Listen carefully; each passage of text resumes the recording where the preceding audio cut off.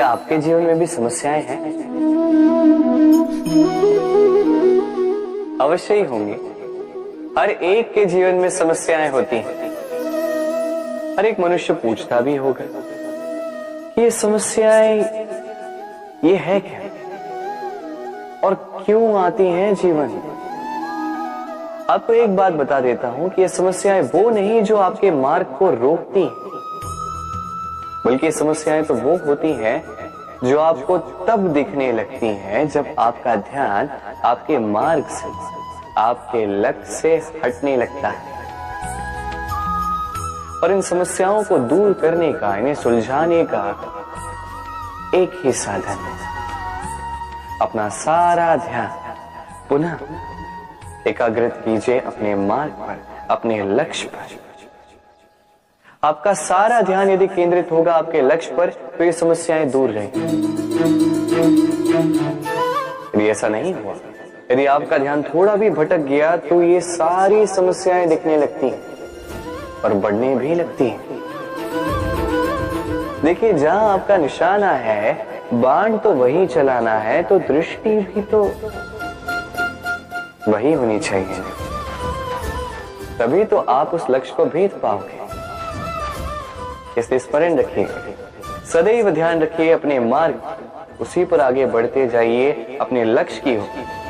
जैसे जैसे आगे बढ़ते जाओगी ये समस्या स्वयं पीछे छूट जाएंगी। ये पंछी बड़े ही प्यारे लगते हैं, मुझे बहुत अच्छे लगते हैं। आपने कभी सुना होगा कुछ ऐसे भी पंछी होते हैं जिनके पास पंख तो होते हैं पर उड़ नहीं पाते। चाहते हैं कि आकाश की ऊंचाइयों में जाकर बादलों से बातें कर नहीं पाते। अभी संसार में होती हैं पतंगे भी, इनमें ना जीभ है, ना प्राण, ना ही पंख, पर ये अंबर से बातें करती, पवन के वेग के साथ खेलते हैं, मचलते हैं, इतलाते हैं। अंबर में जीवन के कुछ पल व्यतीत करते हैं। कारण क्या है?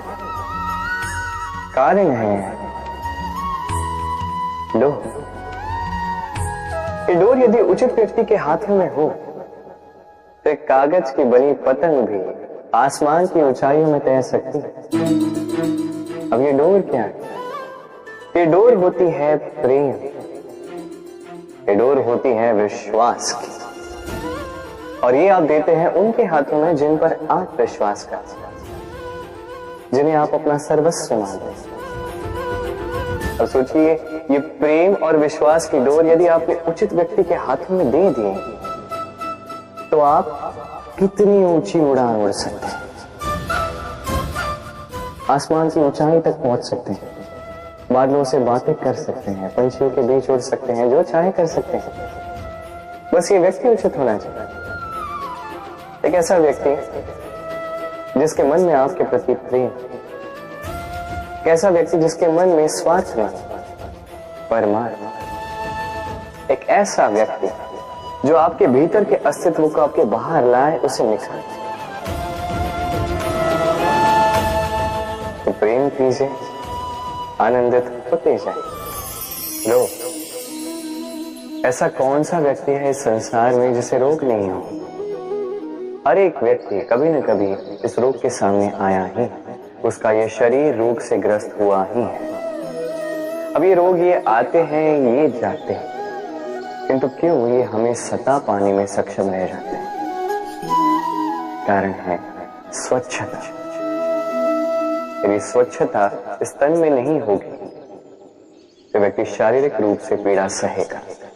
अब उसी प्रकार अति आवश्यक है कि ये स्वच्छता कि मन में भी। यदि ये स्वच्छता मन में ना हुई तो व्यक्ति चारित्रिक रूप से पीड़ा सहता है। अब इसका निवारण क्या? बड़ा ही सरल है इसका निवारण। यदि रोग तन में तो सर्वप्रथम स्वच्छता रखना सीखिए, इस शरीर को स्वच्छ रखना सीखिए। समझदारी के साथ डटकर इस रोग का सामना करें, भयभीत होने की आवश्यकता नहीं। व्यायाम करते रहे, सब ठीक होगा। उसी प्रकार यदि ये रोग ये मन में हो तो क्या करें? सर्वप्रथम आधार पर ध्यान दें। आपका आधार है आपका आहार। जो आप खाओगे वही आप बनोगे। उसी प्रकार जो आप सोचते हो वही आप बनते हो। इसलिए इस सोच को सकारात्मक बनाएं, अपने दृष्टिकोण को सकारात्मक बनाइए। सब कुछ ठीक होगा। आपके मेरे हर एक के भीतर एक राक्षस रहता है, उसका सामना करें, उसे परास्त करें। तो ये रोग चाहे तन का हो या मन का, यदि उचित समय पर इसे ना रोका गया तो अनुचित समय पर यह महामारी बन सकता है। इसलिए सावधान रहें, स्वस्थ रहें। भगवान और भूत दोनों एक ही अक्षर से आरंभ होते हैं, और तो और दोनों की राशि भी एक ही। अब आप कहेंगे भगवान भूत, इसमें क्या समानता हो सकती है? बहुत बड़ी समानता है। न केवल ये एक अक्षर से आरंभ होते हैं, बल्कि इनका विजय मंत्र भी एक ही है। भगवान को मानो, उन पर विश्वास करो, उन्हें स्वीकार करो। ये करोगे तो मन की दृष्टि से भगवान देख ही जाते हैं और वो आपको संपन्न कर देते हैं।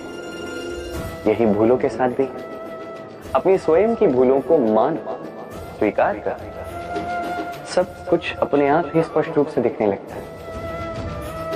जिस दिन आप अपनी भूल स्वीकार करना सीख जाते हैं, उसी दिन से प्रक्रिया आरंभ होती है अपनी भूल को स्वीकार करने की। आप समझ जाते हैं कैसे अपनी भूलों को सुधारना है। स्मरण रखिए, स्वयं को श्रेष्ठ बनाने के लिए अपनी भूलों को स्वीकारना आवश्यक है।